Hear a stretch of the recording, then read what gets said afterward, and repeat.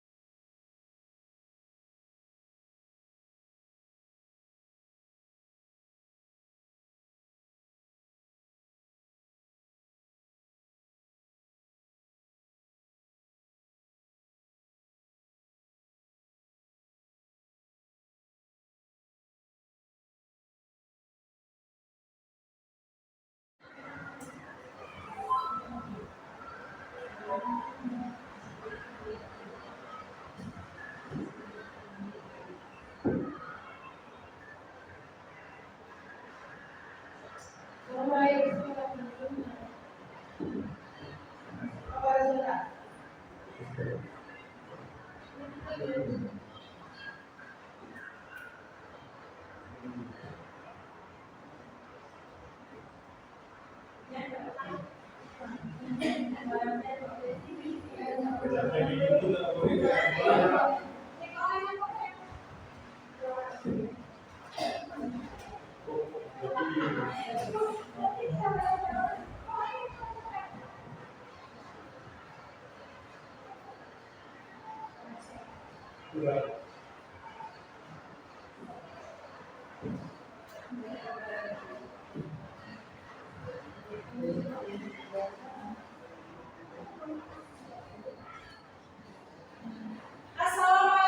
warahmatullahi wabarakatuh. Alhamdulillah, selalu diberi Allah kita kesehatan, kesempatan sehingga dapat mengikuti acara diseminasi budaya positif yang merupakan aksi nyata saya pada modul 1-4. Ya, pada hari ini saya akan mengajak Bapak Ibu semua mengikuti acara ini guna mengambil sisi positifnya dari pembelajaran terkait budaya positif di sekolah. Apa itu budaya positif? Budaya positif merupakan suatu hal yang berjalan setiap harinya, yang memiliki makna-makna yang baik dan dapat kita terapkan dalam kehidupan sehari-hari. Menerapkan budaya positif di sekolah. Nah, sebenarnya ada beberapa hal yang terkait dengan budaya positif yang mungkin sudah pernah kita laksanakan selama ini. Ya, sudah berjalan, tapi kita mungkin tidak tahu bahwa ini ternyata budaya positif. Karena saya setelah membaca modul itu merasa seperti itu. Oh, ini hal yang kami lakukan di sekolah setiap hari. Yang pertama, perubahan paradigma positif. Terus ada disiplin positif, ada nilai-nilai kebajikan atau kebaikan yang dapat kita ambil, kebutuhan dasar manusia, kita harus tahu kebutuhan anak itu apa, motivasi perilaku manusia, mengapa dia berbuat demikian. Terus posisi kontrol guru, kita di mana sekarang posisi kontrol kita. Terus keyakinan kelas, apakah kita sudah keluar dari kelas, dan segitiga restitusi, bagaimana kita menerapkan menjalankan segitiga restitusi dalam kehidupan sehari-hari. Ya, nanti akan kita bahas satu persatu. Nah, masih pertama tentang pembelajaran dengan paradigma baru. Mungkin kita kenal dengan kurikulum merdeka.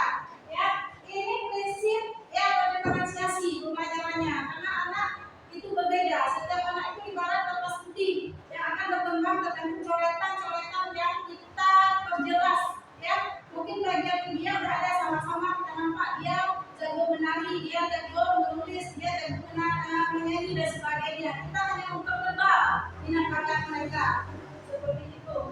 Terus ini merubah paradigma. Mungkin selama ini kita melihat ya kebutuhan kita itu sama, tapi orang melihat kebutuhan kita itu berbeda. Nah, semua orang melihat hal yang sama, tapi ada orang yang kontrol-kontrolnya itu setiap orang memiliki gambaran yang berbeda. Mungkin saya lihat satu-satu di sini perilaku guru tidak sebagai suatu kesalahan, tapi ada yang semua perilaku itu ada tujuan atau memiliki alasan mengapa dia berperilaku seperti itu. Oke, ada yang berpikir saya bisa mengontrol orang lain, tapi sebenarnya orang itu tak bisa dikontrol karena akan berperilaku sesuai dengan kebiasaan dia.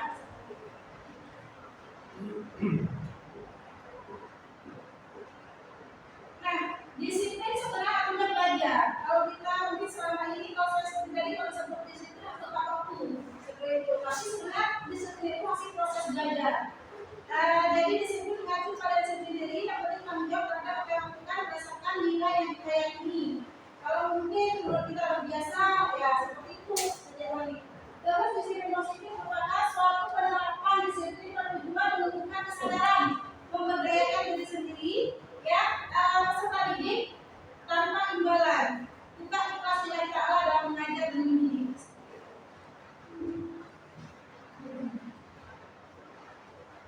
Nah, tujuan kita mengajar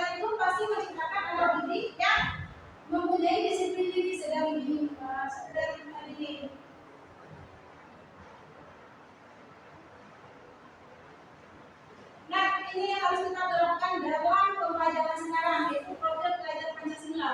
Kalau sudah memiliki 3 hal ini, anak-anak harus sebut dengan disiplin diri. Itu perlu misalnya proses yang tercegah dapat mau beriman kepada Tuhan Yang Maha Esa, berakhlak mulia, berkeyakinan global, bergotong royong, ya, serta mandiri, berlawan kritis dan kreatif. Sedangkan ada ini 9 karakter. Ya, di sini ada toleransi, mungkin yang masuk ke dalam penilaian survei dengan belajar. Ini ada sama integritas, mandiri, menghargai, antusias, empati, dan sebagainya. Terus ini ada IPO Primary IELTS program. Ini program dari Cambridge. Ini untuk sekolah internasional yang kita kenal sekolah internasional. Ini boleh diterapkan dalam sekolah negeri. Dengan adanya penerapan ini, mereka misalnya ada orang tua yang pindah ke luar negeri, setara tidak ada sekolah dari awal. Jadi sekolah menerapkan ini, anak-anak dari generasi internasional. Harus ngomong bahasa Inggris. Ya. Nah, kebutuhan dasar manusia. Sebenarnya mereka itu ingin diakui. Anak-anak melakukan kesalahan ingin menunjukkan siapa diri saya. Ya, mungkin sama seperti kita. Kita dulu ada punya kebutuhan yang diminta dengan peserta didik. Dengan adanya penerapan ini, mereka misalnya ada orang tua yang pindah ke luar negeri, setara tidak ada sekolah dari awal. Jadi sekolah menerapkan ini, anak-anak dari generasi internasional. Harus ngomong bahasa Inggris. Ya. Nah, kebutuhan dasar manusia. Sebenarnya mereka itu ingin diakui. Anak-anak melakukan kesalahan ingin menunjukkan siapa diri saya. Ya, mungkin sama seperti kita. Kita dulu ada punya kebutuhan yang diminta dengan peserta didik. Mereka juga punya kebutuhan dasar. Kebutuhan dasar mereka itu ada 5.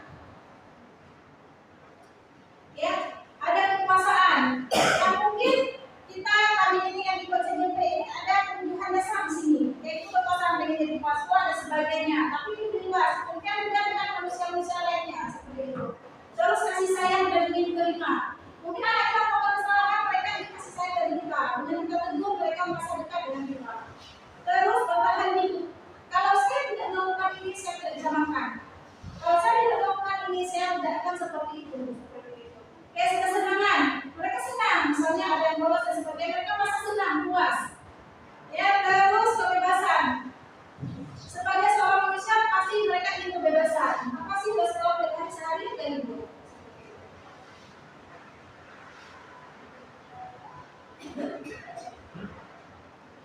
Nah, motivasi kita dalam melakukan sesuatu, anak-anak juga seperti itu. Ya, mengapa mereka lagi belajar atau untuk menghindari ketidaknyamanan atau menghindari hukuman? Kalau nggak datang dihukum hari ini, jadi saya harus datang. Apakah untuk mendapatkan imbalan penghargaan? Kalau saya datang cepat, saya akan dikasih penghargaan oleh guru seperti itu. Apakah untuk menjadi keyakinan dalam menghargai diri sendiri?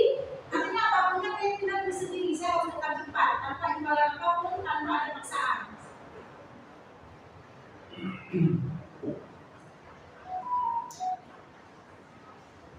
Nah, kalau kita mungkin merasa selama ini kita memberikan dukungan kepada kita memberikan penghargaan kepada mungkin ini yang menjadi dasar tidak ada lagi juara kelas. Ya, karena itu berupa bentuk penghargaan. Penghargaan itu hanya berlaku sementara dan pendek. Ketika kita tidak dihargai lagi, tidak ada juara lagi, itu mereka akan biasa saja. Mengapa mereka bersaing ingin belajar di juara 1? Kalau tidak dikasih juara, mereka nggak belajar. Mengapa mereka ingin belajar dan tidak dihukum? Ya, kalau kami tidak dihukum, berarti tidak belajar. Jadi hukuman penghargaan sebaiknya dihindari. Diganti nanti dengan konsekuensi dan restitusi. Hukuman diganti dengan konsekuensi. Kalau kamu melakukan ini, ya kalau kamu tidak melakukan ini, kamu harus melakukan apa?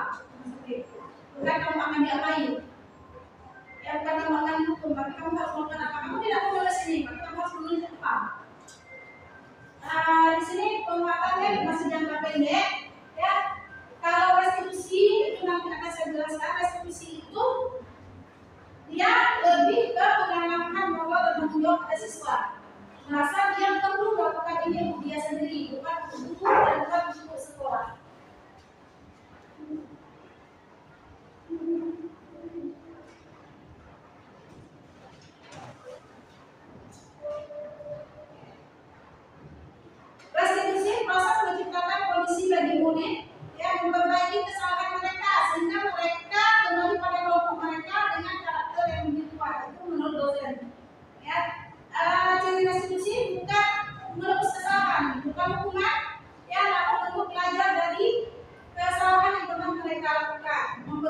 itu hubungan.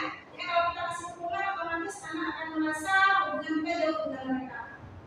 Terus tawaran bukan paksaan. Kalau seperti tadi saya tawarkan bahwa kamu merusaknya, dia kamu harus ganti atau kamu perbaiki.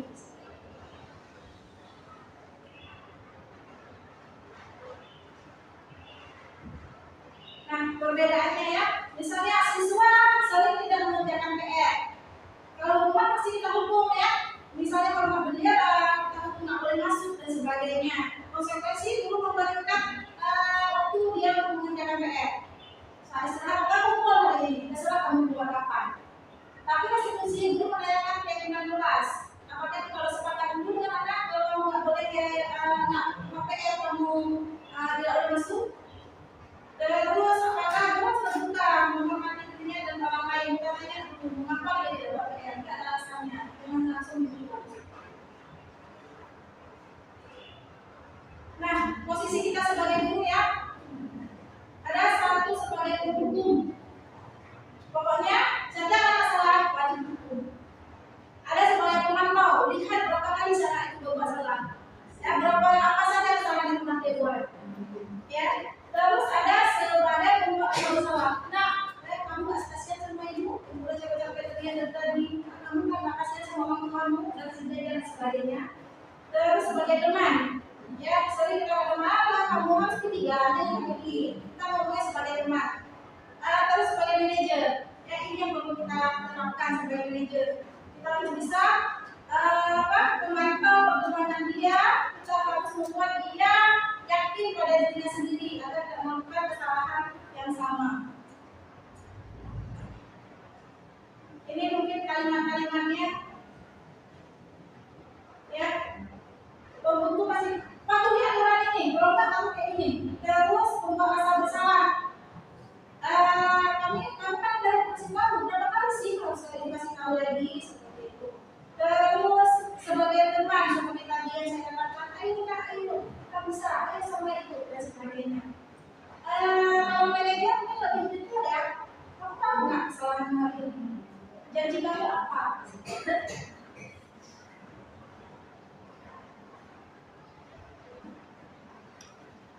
Oke, ini contoh kelas, misalnya membuat kapan. Tapi konstitusi guru menanyakan keyakinan kelas. Apakah kalau sepakat dulu dengan anak, kalau kamu nggak boleh nggak PR kamu tidak boleh masuk? Terus apakah guru terbuka menghormati dirinya dan orang lain? Katanya mengapa dia tidak buat PR? Tidak ada alasannya. Jangan langsung dibuat. Nah, posisi kita sebagai guru ya, ada satu sebagai guru hukum. Pokoknya setiap anak salah wajib hukum. Ada sebagai pemantau, lihat berapa kali anak itu berbuat salah. Ya, berapa apa saja kesalahan yang pernah dia buat. Ya, terus ada sebagai pembuat yang salah. Nah, kamu nggak kasihan sama ibu, ibu udah capek-capek dari tadi. Kamu nggak kasihan sama orang tuamu dan sebagainya. Terus sebagai teman, ya sering kita kemana, kamu harus ketiga, yang pergi. Kita ngomongnya sebagai teman. Terus sebagai manajer, ya ini yang perlu kita terapkan sebagai manajer. Kita harus bisa memantau perkembangan dia, cara harus membuat dia yakin pada dirinya sendiri agar tidak melakukan kesalahan yang sama. Ini mungkin kalimat-kalimatnya, ya. Pembuku masih patuhi aturan ini, kalau nggak kamu kayak ini. Terus pembuat asal bersalah. Kamu kan dari kasih tahu berapa kali sih kalau saya dikasih tahu lagi seperti itu. Terus sebagai teman seperti tadi yang saya katakan, ayo kita bisa, ayo sama itu dan sebagainya. Kalau manajer mungkin lebih detail ya. Kamu tahu nggak kesalahan hari ini? Janji kamu apa?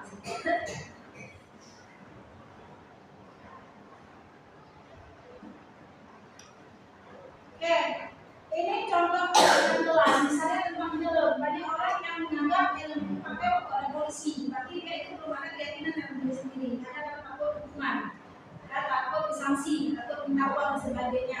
Demikian juga dengan kelas kita anak-anak. Mengapa mereka mau belajar? Kalau mereka yakin itu keselamatan dia, pasti dia mau belajar, pasti dia memakai film.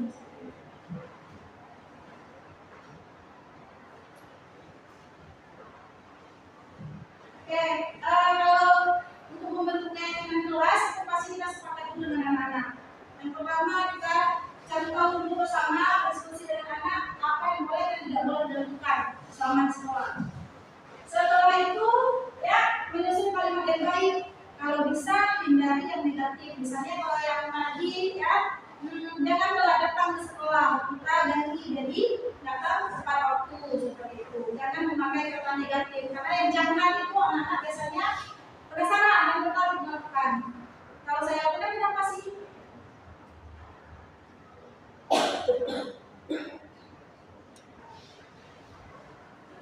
Nah, kalau keyakinan keras lebih umum, tapi kalau peraturan wajib ya sudah kita upload. Tapi kalau keyakinan bisa nalar mereka.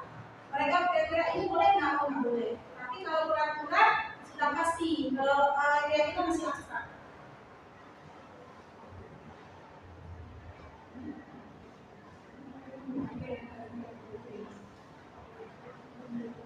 Nah, ini mungkin yang tentang segitiga restitusi ya harus kita lakukan 3 hal dalam segitiga restitusi ketika ada seorang anak melakukan kesalahan.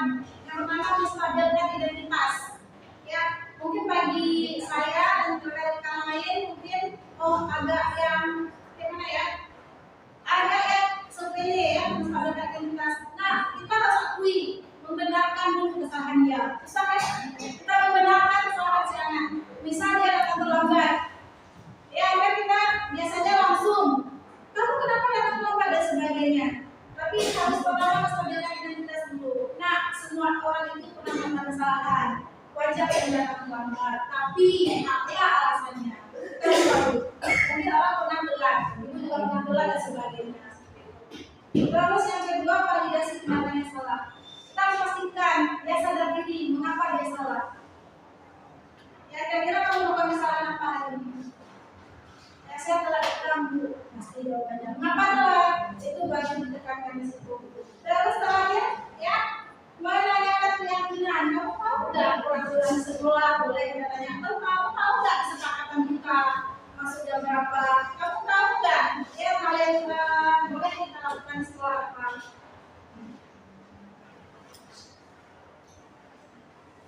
Nah, itu aja untuk hari ini. Ada pertanyaan? Ada pertanyaan? Silakan.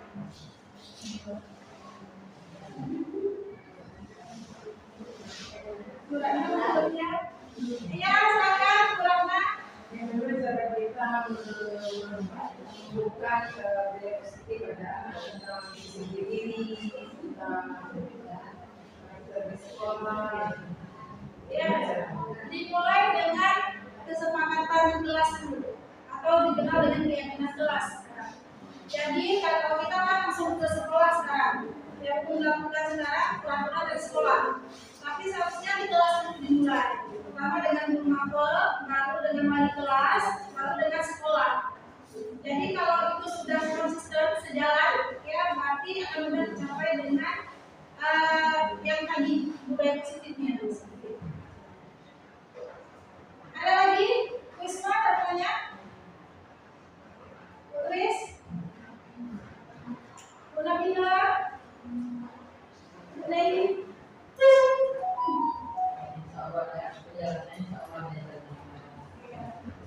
Terima kasih atas kehadirannya. Ya, saya Bunda Mutia undur diri dari acara ini. Terima kasih. Assalamualaikum warahmatullahi wabarakatuh. Waalaikumsalam. Terima kasih banyak. Dan juga rekam. Iya. Jawab Pak, kita input Pak. Saya melakukan diseminasi dalam 2 tahap. Tahap pertama, terkendala keterbatasan waktu. Saya membuat diseminasi sepulang sekolah. Jadi, karena kekurangan waktu, saya melakukan diseminasi tahap kedua. Berikut lanjutannya.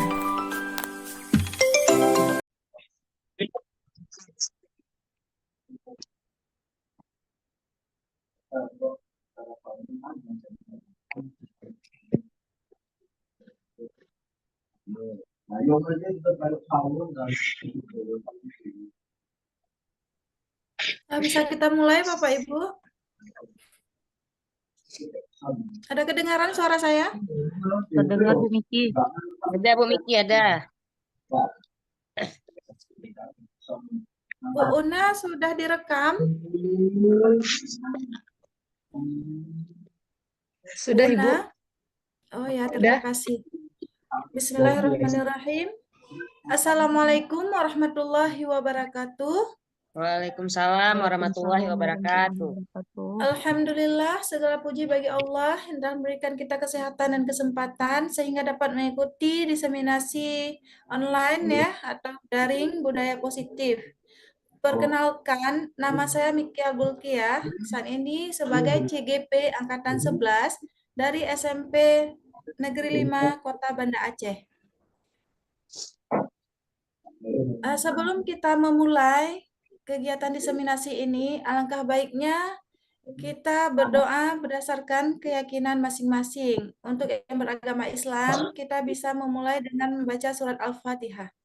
Al-Fatihah warahmatullahi Warahmatullahi A'udzubillahi minasyaitonirrajim.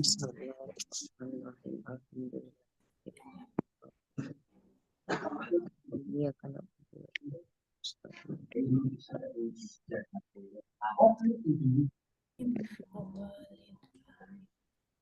Alhamdulillah ya, semoga acara kita berkah, kita diberikan ilmu yang bermanfaat serta pengalaman. Pada kesempatan kali ini, izinkan saya memaparkan pengalaman budaya positif yang kita terapkan dalam kehidupan sehari-hari. Next.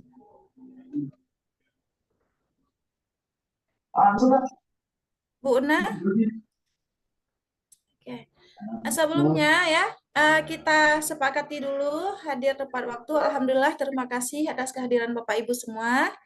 Saya harap juga bisa berpartisipasi aktif dalam kegiatan malam ini. Kalau bisa kameranya on jika memungkinkan. Mode diam jika tidak sedang berpendapat atau memberikan gagasan. Dan saya harap bisa menghargai pendapat orang lain. Oke, next.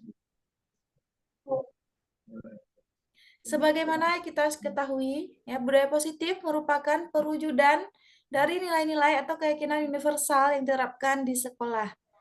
Budaya positif dapat mendorong murid untuk mampu berpikir, bertindak, dan mencipta sebagai proses memerdekakan dirinya, sehingga murid mampu mandiri dan bertanggung jawab. Konsep inti budaya positif ada perubahan paradigma belajar, disiplin positif, kebutuhan dasar manusia, motivasi perilaku manusia, posisi kontrol guru, ini yang saya kira sangat penting bagi kita karena sebagian besar di sini guru, keyakinan kelas, dan segitiga restitusi. Salah aja jawab. Okay. Next, Bu Una. Nah, kita pahami dulu tentang paradigma baru.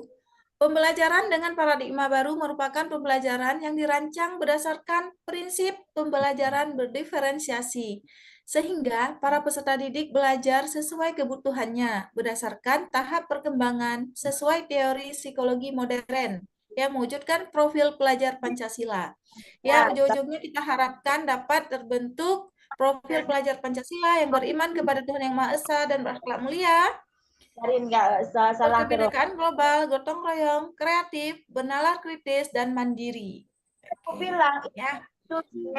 Next. Ditulis 294 tambah 114. Bu Mulyana, izin di. Oke, disiplin positif. Disiplin positif adalah pembiasaan hal yang baik mencakup sikap atau perilaku maupun tutur kata oleh seluruh warga di sekolah, terutama bagi murid, agar dapat berkembang menjadi pribadi yang kritis, mandiri, dan bertanggung jawab. Nah, kita sebagai pendidik pasti tujuan menciptakan peserta didik yang memiliki disiplin diri, sehingga berperilaku mengacu ke nilai-nilai kebajikan universal dan memiliki motivasi dalam diri menuju perubahan perilaku ke arah yang lebih baik. Jadi bukan paksaan dari kita guru.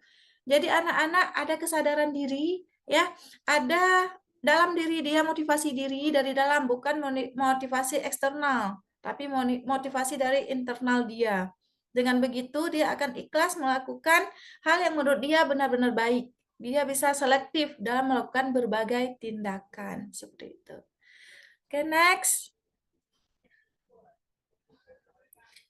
Nah, sebagaimana kita ketahui ya, pasti sebagai manusia kita mempunyai kebutuhan dasar.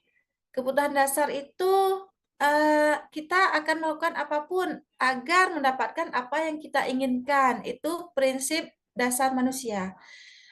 Seluruh tindakan yang kita lakukan memiliki tujuan. Semua usaha yang terbaik yang kita lakukan agar kebutuhan dasar kita terpenuhi. Ya, baik dalam keadaan terdesak ataupun dalam kehidupan sehari-hari. Oke, next. Nah, ini ada 5 kebutuhan dasar kita. Yang pertama pasti bertahan hidup. Apapun akan orang lakukan agar mendapatkan makanan, pakaian, tempat tinggal, keamanan, dan kesehatan. Seperti itu. Ya, tujuannya agar dapat bertahan hidup untuk dirinya sendiri dan keluarganya pastinya. Selanjutnya, kasih sayang dan rasa diterima. Kita sebagai manusia, anak didik, peserta didik, pasti ingin merasa diterima dan dipedulikan. Makanya mungkin mereka ada melakukan menurut kita salah, tapi mereka mencari perhatian dari kita para pendidik. Mereka ingin berbagi juga dan kerjasama, terus menjadi bagian dari satu kelompok, tidak tersisihkan. Jangan kita menjudge anak-anak, oh kamu bandel, kamu ini, kamu itu. Seolah mereka itu tidak diinginkan. Karena pada dasarnya, dalam hati mereka itu mereka ingin ya bergabung dengan semua rekannya, dengan guru-gurunya, ingin dipedulikan. Oke, ada penguasaan juga. Di sini ada harga diri yang dijunjung, ingin dihormati, ingin dianggap dia ada, ya, ingin memimpin, berprestasi pastinya diakui dan didengar. Makanya kalau ada peserta didik kita yang berulah, ya, berarti mereka itu ingin kita akui keberadaannya. Jadi kita harus mencari solusi yang bijak. Jangan kita langsung menjudge anak ini dengan cap yang negatif seperti itu. Oke, lagi azan, kita lanjut atau kita pause sebentar ya? Lagi azan di sini.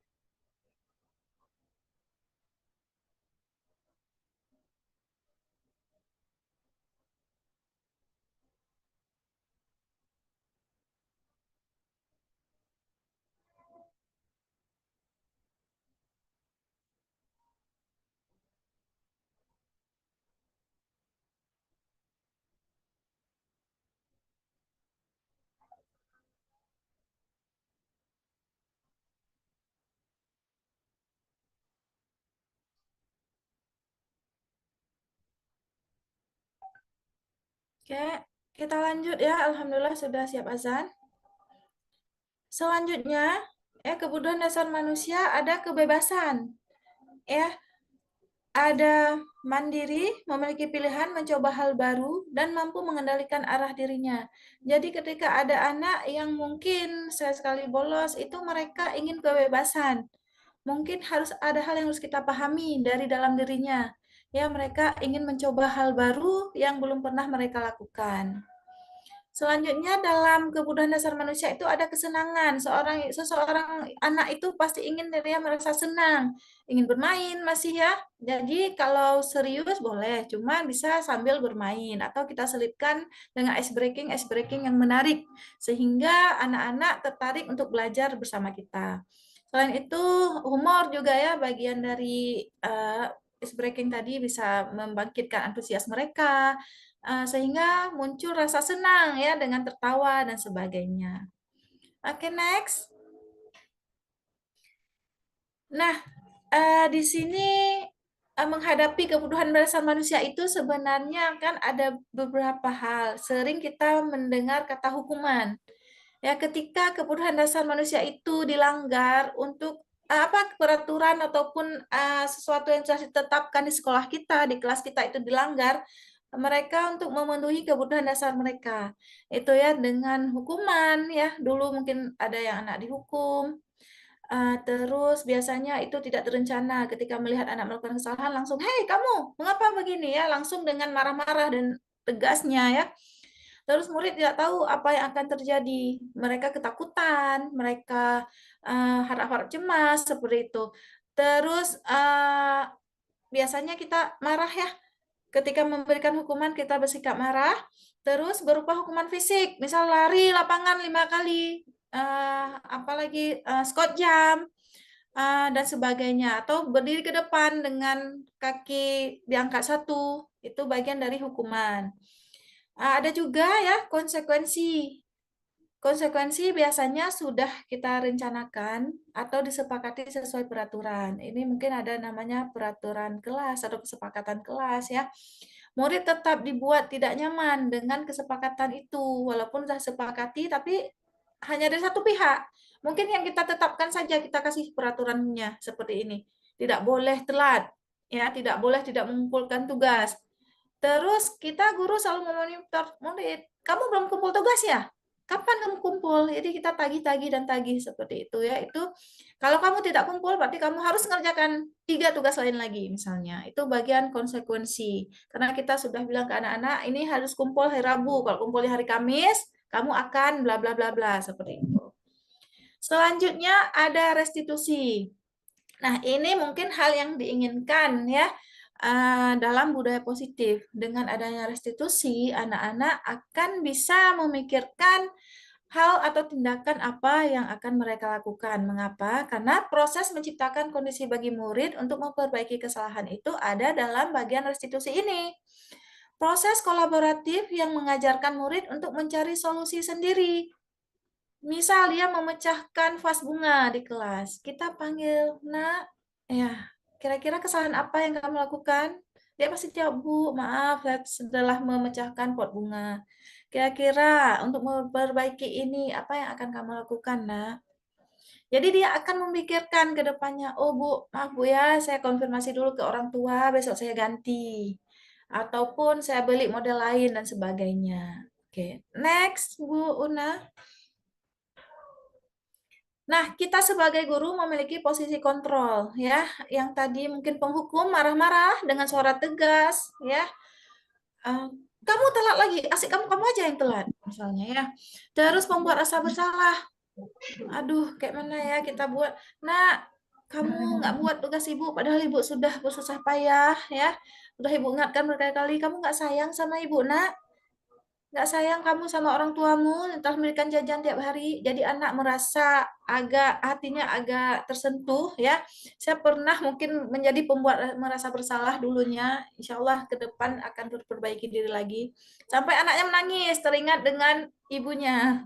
Seperti itu. Ada juga sebagai teman ya, dengan tertawa, "Hei, tugasnya mana? Ayo kumpulkan, cepat saya tunggu." Dengan tertawa ya. Pokoknya kita anggap sebagai teman, rekan. Tapi di sini saya rasa ada negatifnya juga. Ketika kita diperlakukan sebagai teman di depan publik ataupun ada rekan guru kita lain, anak langsung tepuk bahu kita, "Bu, ayo Bu." Jadi wibawa kita turun ya. Tidak ada wibawanya di depan orang lain. Kalau cuma di kelas mungkin bisa sekali-sekali, tapi kalau sudah kita terapkan sehari-hari akan timbul sisi negatifnya lebih banyak seperti itu. Selanjutnya ada sebagai pemantau. Nah, di sini kita melihat dan mencatat apa kesalahan yang pernah dilakukan murid. Nah, kamu udah telat 3 hari ya. Nah, kamu udah tidak kumpulkan tugas 2 kali sama ibu ya. Jadi kita catat, kita pantau kesalahan yang dilakukan oleh si anak. Yang diharapkan posisi kontrol guru itu adalah sebagai manajer. Di sini kita akan memberikan suatu pilihan berupa restitusi tadi. Ya, nanti di sini pula akan muncul segitiga restitusi, yang mana kita akan membuat anak itu tahu di mana kesalahannya. Terus kita maklumi, kita buat identitas diri siswa itu sendiri ya, sadar identitasnya. Dan mereka buat komitmen atau keyakinan, kita kaitkan dengan keyakinan yang pernah kita buat di kelas seperti itu. Jadi mereka bisa ada pilihan untuk mengatasi masalah yang diperbuat oleh dia. Atau kalau kita sebagai manajer, anak yang berhadapan dengan masalah akan memikirkan ulang ketika dia akan melakukan kesalahan. Ya, sebelum melakukan kesalahan akan, oh kalau kayak gini saya akan, nah ada pilihannya. Jadi kalau terlanjur dia melakukan kesalahan, ya dia akan tahu dan ada keyakinan dalam diri sendiri muncul untuk ke depan saya tidak akan mengulangi kesalahan yang sama. Oke, next. Nah, ini contoh-contohnya ya. Misalnya ada anak kita bernama Adi yang terlambat hadir ke sekolah. Kalau penghukum seperti tadi ya, dengan suara tinggi, bahasa tubuh, mata melotot, menunjuk-nunjuk, itu tandanya gurunya udah terlalu marah ya. Biasanya sebagai penghukum kalau suka marah-marah. Ya, insya Allah kita di sini nggak ada yang suka marah-marah kan. Oke, terlambat lagi. Pasti terlambat lagi. Selalu datang terlambat. Kapan bisa tepat waktu? Misalnya ya, belum apa-apa anak-anak udah ketakutan. Mereka udah mikir, oh akan diapain saya nih? Pasti akan dihukum. Ya, pasti mereka akan memikirkan hal yang negatif. Oke, kemungkinan murid malah marah ke kita, marah balik. Walaupun dia tidak berani mengungkapkan. Loh ibu tuh. Atau lebih kejamnya lagi kita mendapat julukan ya. Julukan Angry Bird misalnya. Ya, guru Angry Bird di sini siapa misalnya. Jadi kan lebih cara marah murid itu unik sebenarnya. Terus dia dendam. Kadang kita mungkin di jalan bocor ban, biarinlah, ibu tuh kan suka marah-marah. Tapi kalau kita mungkin tidak suka marah-marah, pasti anak-anak akan menolong kita seperti itu. Lebih parahnya lagi ya, mereka mengekspresikan dalam bentuk lain, mencoret dinding, mencoret buku, ataupun mereka emosi, jadi berantem dengan kawan. Mungkin puncanya tadi udah dimarahin sama guru, jadi ketika ada konflik dengan kawan langsung meledak, seperti itu. Mungkin apa kejadian-kejadian yang sering terjadi di sekitar kita, ya, anak-anak melakukan hal negatif lagi karena pertama mengapa? Karena pertama sudah pernah dimarahi. Jadi berkelanjutan sampai pulang sekolah. Seperti itu. Next. Nah, ini ada guru yang menjadi pembuat merasa bersalah. Biasanya nada suara memelas, halus ya, bahasa tubuh kita ini seperti membujuk anak. Lesu ya. Adi, kamu ini bagaimana ya? Kamu sudah berjanji dengan ibu tidak akan terlambat lagi. Mengapa senang kali mengecewakan ibu, nak? Ibu benar-benar kecewa. Jadi hasilnya anak akan tersentuh, ya, akan merasa dia itu bersalah. Tapi negatifnya jangan-jangan kalau terlalu sering kita buat seperti itu, anak-anak akan depresi. Dan dia merasa, ah lah, untuk apa? Saya kan tidak membanggakan orang tua. Saya tidak membanggakan bagi ibu Miki misalnya seperti itu. Jadi saya memang pernah melakukan hal ini ya, tapi setelah itu anak merasa down, malah sekolah. Mengapa, nak? Saya, Bu, daripada telat mending tidak sekolah jadinya. Jadi kan lebih negatif lagi hasilnya. Jadi harus kita hindari. Murid ini yang merasa bersalah ini dia akan merasa kecewa pada diri sendiri. Ya, terus dia akan menahan perasaan, menahan beban, jika menumpuk terus-menerus mungkin di kota-kota besar malah ada yang terjadi misal bunuh diri lebih fatal ya. Itu karena mungkin dia sudah depresi, semua orang menyalahkan dia atau semua orang menuntut mengapa tidak begini, mengapa dan mengapa. Jadi sebaiknya kita hindari sebagai pembuat merasa bersalah. Oke, next. Nah, sebagai teman, ya seperti saya katakan tadi, dengan suara ramah, akrab, ya, terus senyum-senyum, ya. Jadi anak-anak pasti akan membalas hal serupa. Ketika kita tegur, dia akan senyum-senyum juga. Adi, ayolah, bagaimana sih kamu? Kemarin kamu sudah janjikan dengan ibu, misalnya, kenapa bisa terlambat lagi? Kita ketawa, jadi tidak terkesan tidak serius. Anak-anak pun akan menganggap hal itu sudah biasa nanti. Mereka tidak akan janggal lagi ketika menegur kita di depan umum dengan bahasa seperti teman. Memang positifnya mereka akan akrab dengan kita. Tetapi dampak negatifnya yang lebih bahaya. Ya, ketika ada masalah, dia mengandalkan kita. Nggak apa-apa lah, nanti pasti dibela sama Bu Miki misalnya. Terus, eh, ketika guru lain menyuruh, belum tentu dia akan langsung lakukan. Yang tadi yang lebih berbahaya lagi, dia menganggap kita kawan di tempat umum. Jadi wibawa kita akan hilang atau marwah kita sebagai guru kan akan luntur. Seperti itu. Next. Nah, sebagai pemantau, ya biasanya tidak terkesan marah, tapi terkesan tegas ya. Misalnya, Adi, tahukah kamu jam berapa kita mulai belajar? Tahu, Bu, misalnya. Kamu terlambat 15 menit. Apakah kamu mengerti konsekuensi yang harus dilakukan bila terlambat? Paham, Bu. Saya harus tinggal kelas pada jam istirahat nanti dan mengerjakan tugas ketertinggalan saya. Ya, benar. Nanti pada jam istirahat, kamu harus tinggal di kelas untuk menyelesaikan tugas yang tertinggal tadi. Saya tunggu. Bagaimana perasaan murid? Sebenarnya mereka iya-iya aja di depan kita, tapi mereka mungkin akan dongkol juga ya, ataupun mereka memang memahami konsekuensi. Kalau saya tidak buat tugas, saya tidak boleh pulang, ataupun tidak boleh jajan di jam istirahat, harus menyelesaikan tugas. Terus, memang guru tidak selalu marah, ya, tapi murid merasa tidak nyaman. Mereka akan minder juga dengan kawan lain. Orang bisa jajan, kenapa saya tidak? Guru tetap harus memantau murid, mengerjakan tugas. Ya, ketika kita pantau, otomatis pekerjaan kita lain akan ketinggalan, keteteran, seperti itu.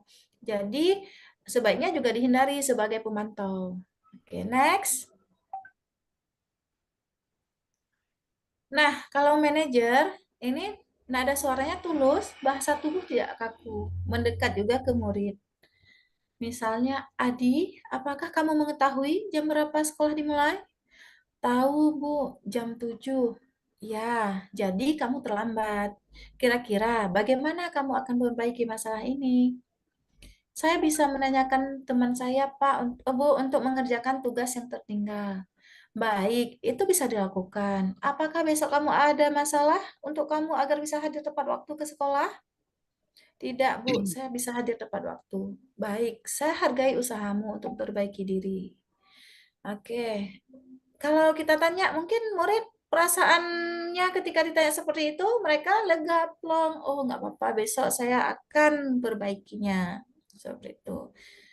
Ya, terus memang ini yang dianjurkan kepada kita. Mungkin setelah kita ikuti diseminasi daring ini, ke depannya kita bisa berperan sebagai manajer, walaupun kita belum menjadi kepala sekolah.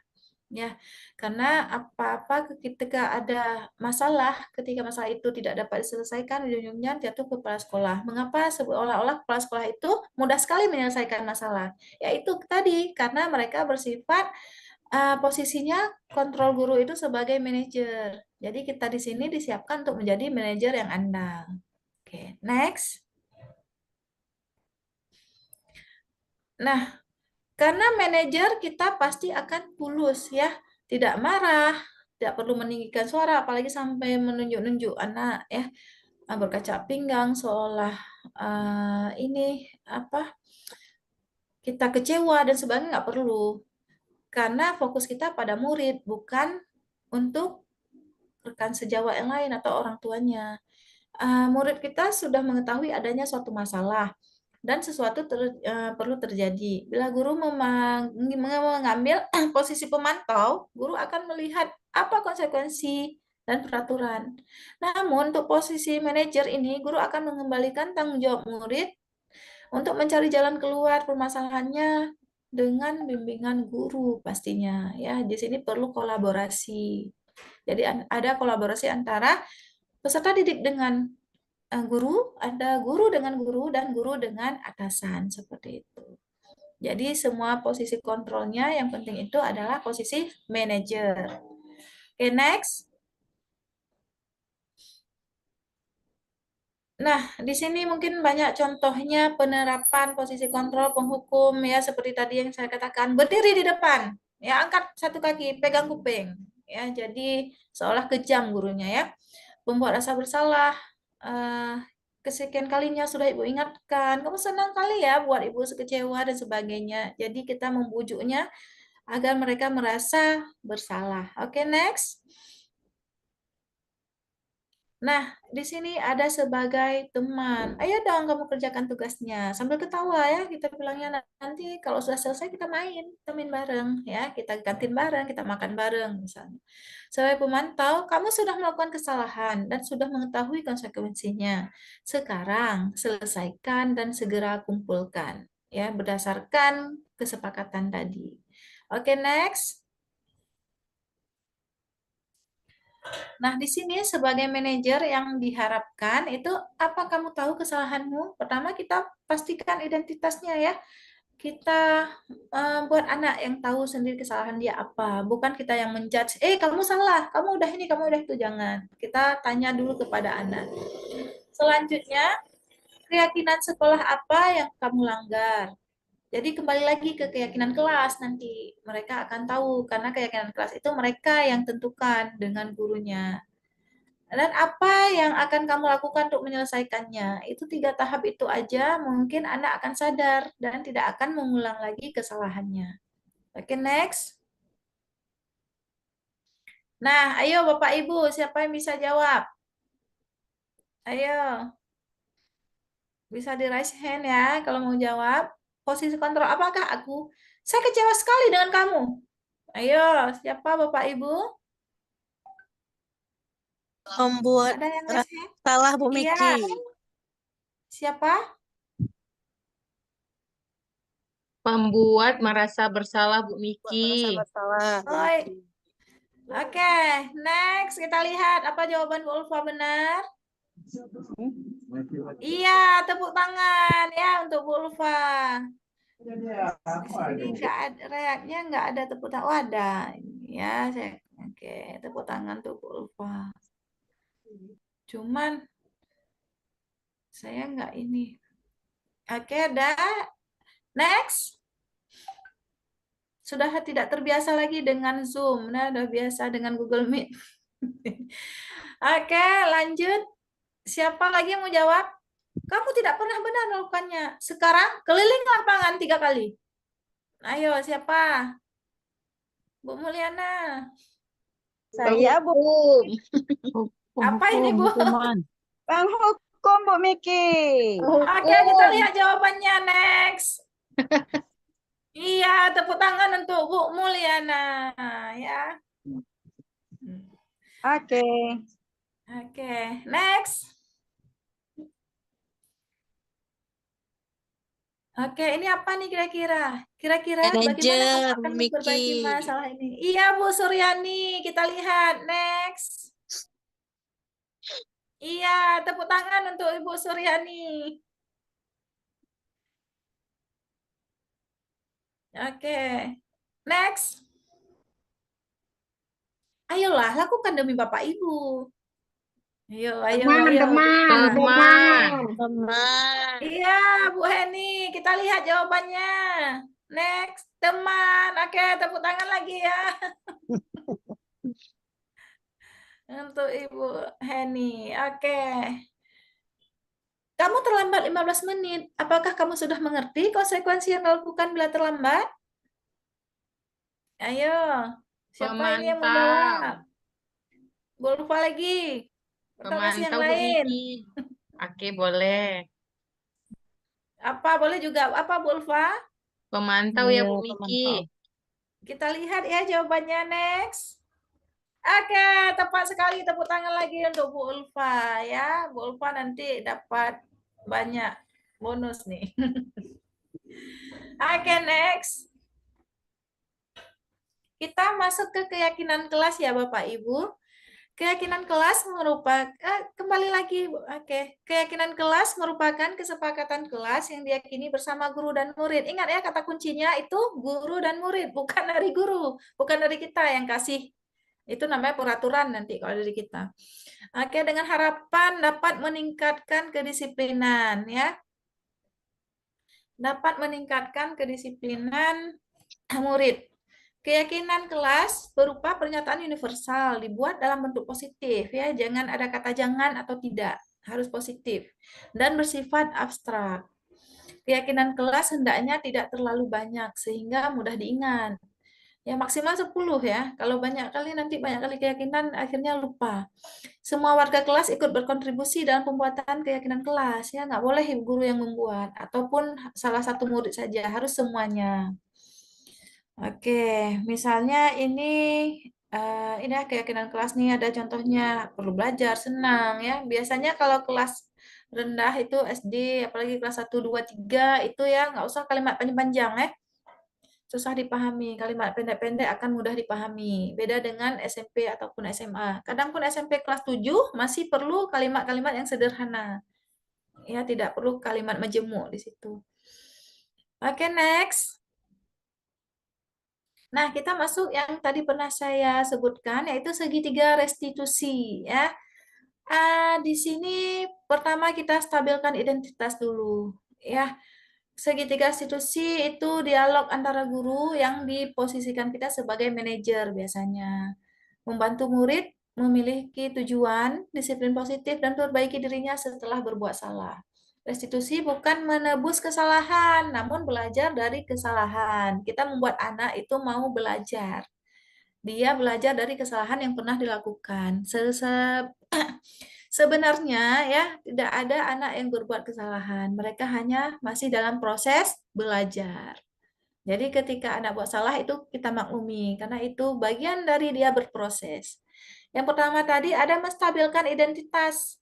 Ya, kita maklumi, kita buat dia merasa itu bukan hal yang mencolok, tapi itu hal yang biasa dilakukan oleh setiap orang. Terus validasi tindakan yang salah. Kita harus buat dia tahu bahwa yang dilakukan itu tadi salah, tapi bukan kita yang mengatakan salah, dia sendiri. Dari hati dia dan mengatakan, oh iya saya hari ini bersalah, seperti itu. Terus menanyakan keyakinan, kita kaitkan tadi, apakah yang kamu lakukan itu melanggar keyakinan kelas? Pasti kalau dia jawab, iya, kalau dia masih ingat. Keyakinan yang mana? Terus kita tanyakan ke depannya akan seperti apa keinginan dia, perubahannya, seperti itu. Oke, next. Nah, di sini mungkin bahasanya kita ambil boleh untuk menstabilkan identitas, misalnya berbuat salah itu manusiawi, tidak ada manusia yang sempurna. Mungkin Bapak Ibu pernah melakukan kesalahan seperti itu juga. Bapak Ibu tidak tertarik mencari siapa yang salah, tapi Bapak ingin mencari solusi dari masalah yang kamu lakukan ini, misalnya. Kamu berhak merasa begitu, merasa dia bersalah atau merasa dia tidak melakukan, tapi kita harus mengoreknya lagi agar identitasnya stabil ya. Jadi mereka tahu bahwa bukan dia saja yang pernah melakukan kesalahan. Oke, next. Nah, setelah itu baru kita validasi tindakan yang salah tadi. Kamu pasti punya alasan mengapa melakukan itu. Padahal kamu bisa melakukan yang lebih buruk dari ini ya kan? Ya kalau misalnya dia hanya memecahkan kan masih bisa diganti. Coba kalau kena tangan dia berdarah dan sebagainya, kan lebih parah. Kamu patut bangga pada dirimu karena kamu telah melindungi sesuatu yang penting buatmu. Mungkin dia berantem karena apa? Karena dicuri pulpennya, Bu. Saya nggak mau buku saya diambil oleh dia. Saya marah. Ya, kita validasikan dulu ya. Mungkin dia ada alasan melakukannya, mengapa. Oke, next. Selanjutnya menanyakan keyakinan. Ya, kembali lagi tadi keyakinan kelas kita apa? Nilai yang telah kita sepakati masih ingat? Seperti apa gambaran kelas yang ideal menurut kamu? Kamu jadi orang seperti apa maunya? Jadi semuanya ada pilihannya di tangan murid. Kita hanya sebagai fasilitator, kita hanya membimbing, kita hanya mempertegas goresan-goresan yang masih samar dalam hidup si murid itu. Oke, next. Oke, kita buka sesi tanya jawab ya Bapak Ibu untuk 3 orang aja kalau ada. Oke, silakan yang mau bertanya boleh raise hand.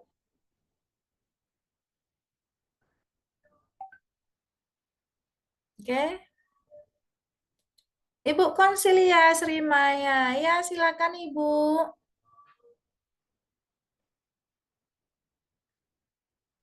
Ibu, Oke, baik. Selamat Ibu Konsilia, malam. saya persilakan untuk mengajukan pertanyaan. Oke, baik. Selamat malam teman-teman semua. Pertanyaan Ya, saya Ibu. sederhana saja. Mungkin Ibu bisa jelaskan apa perbedaan antara peraturan kelas dan kesepakatan kelas atau ya antara peraturan kelas dan kesepakatan kelas. Keyakinan kelas, Bu ya. Keyakinan kelas, iya Ibu. Oh Terima ya, kasih. oke, mungkin ya sama-sama Ibu. Terima kasih juga telah bertanya ya. Pertanyaannya sangat luar biasa. Oke, tentang perbedaan peraturan kelas dan keyakinan kelas. Kalau peraturan kelas Ibu masih sepihak, itu biasanya dibuat oleh pihak sekolah. Dalam hal ini guru tentunya, ya. Sedangkan kalau dalam keyakinan kelas, sebelum kita buat kita sepakati dengan anak-anak. Jadi keyakinan itu lahir dari pemikiran mereka dan keinginan mereka, bukan keinginan kita guru ataupun bukan keinginan sekolah, seperti itu, Bu. Ya. Jadi ketika mereka nanti akan misalnya datang tepat waktu, jadi itu keyakinan dia sendiri. Dia merasa datang tepat waktu itu sesuatu hal yang penting bagi dia.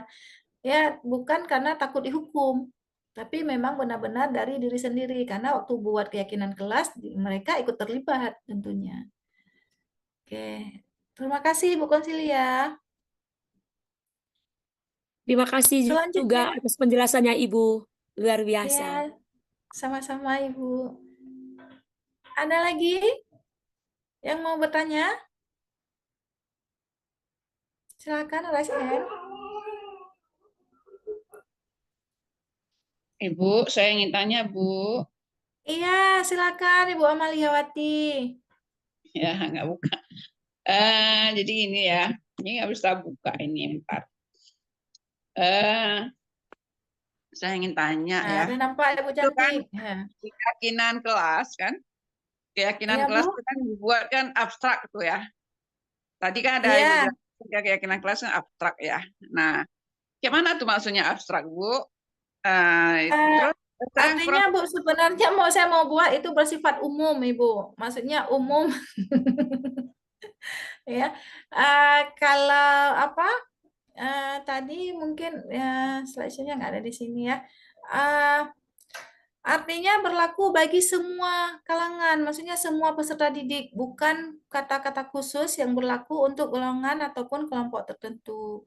Jadi abstrak dalam hal ini dia itu kalaupun dia bukan fokus ke satu misalnya membuat tugas saja, tapi misalnya masuk ke disiplin ya, mulai dari datang, masuk kelas, lebih umum dia sebenarnya, Bu. oh gitu ya. Ini kalau ini Iya, Bu satu lagi Bu ya. Ini ingin tahu boleh juga Ibu. nih. Buat keyakinan kelas itu kan. Mm-mm. Gimana Bu merubahkan kata-kata dari negatif ke positif Bu? Ya, Nah, ah. hindari kata jangan dan tidak, Bu. Misalnya ada kata jangan telat datang, ya. Kita ubah datang tepat waktu. Misalnya tidak mencontek, misalnya ya. Menyontek, tidak menyontek. Terus kita ubahnya misalnya bersikap jujur, ya, dan dapat dipercaya. Jadi kita hindari kata jangan atau kata tidak, itu aja, Ibu. Kita Gitu ya pilih Bu. kata yang paling cocok. Tapi kata-kata mencocok yang gimana caranya Bu? Kita berarti ya Yang aktif. berhubungan dengan pertama memang kan aturan ketika kita buat keyakinan kelas kan kita nggak bisa bilang mana jangan ada kata tidak. Lebih bagus mereka tahu tulis pertama itu bertahap kan kita buat keyakinan kelas. Boleh ya apa yang ingin anak ungkapkan tulis saja semua ada tidak jangan. Ketika itu nanti kan kita evaluasi lagi sama-sama dengan peserta didik. Nanti jangan datang terlambat. Nah, kita hilangkan kata jangan ya. Ayo kita pikirkan yang positifnya apa selain kata jangan itu. Jadi ada nanti anak yang mengungkapkan, Bu datang tepat waktu. Iya, berarti nggak ada kata jangan terlambat, tapi fokus ke tepat waktu. Itu termasuk motivasi diri sebenarnya, Bu. Karena kalau ada kata jangan, anak-anak semakin penasaran untuk melakukan. Kalau saya lakukan ini kenapa nanti? Seperti itu, Bu. Baik Bu, terima kasih. Ini agak, untuk Sama-sama, Ibu. Terima kasih positifnya juga susah Bu pertanyaannya ya. sangat luar biasa, Ibu. Ya, makasih Bu Miki. Sama-sama, Ibu. Oke, kita kasih kesempatan satu orang lagi ya. Siapa ini? Pak Razali nggak bertanya?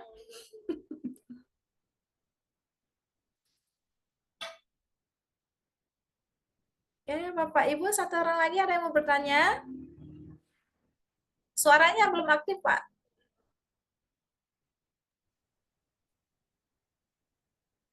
Oke, baik. Terima kasih Bu Miki. Iya, Bapak. Silakan, Masih Bapak. semangat? Masih semangat? Alhamdulillah. Luar biasa. Masih semangat Allahu berkat Akbar. bantuan Bapak Ibu semua. Iya. Di sini saya sudah menyimak luar biasa pemaparannya. Yang saya ingin tanyakan, ada nggak perbedaan keyakinan dengan peraturan?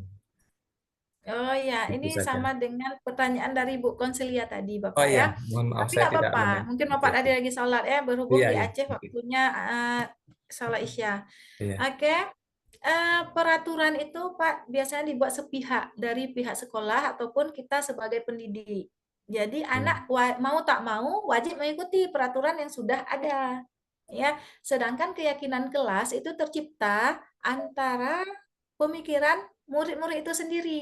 Kita guru hanya memfasilitasi ketika kita membuat keyakinan kelas seperti itu.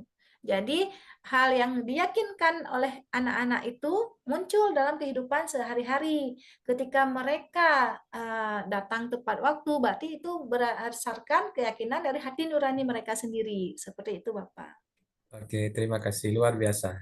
Sama-sama, Bapak. Bapak juga luar biasa pertanyaannya. Oke, Bapak Ibu. Alhamdulillah ya, akhirnya kegiatan kita berjalan lancar.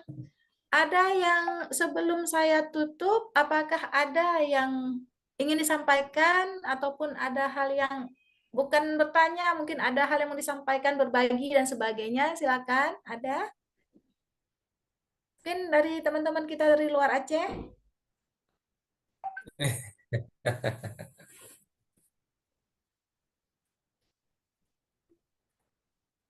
Tidak ada Bapak Ibu ya.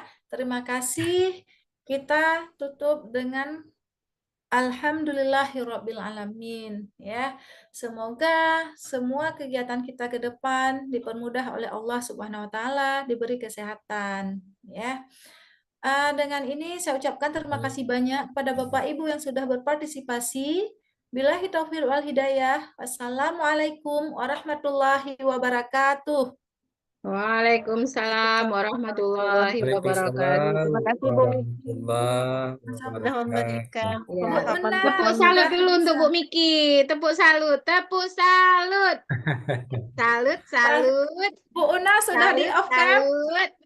Salut. Semangat Salut. Bu Miki. Ya. Bu Una sudah off cam kan? Mau ngobrol-ngobrol bentar.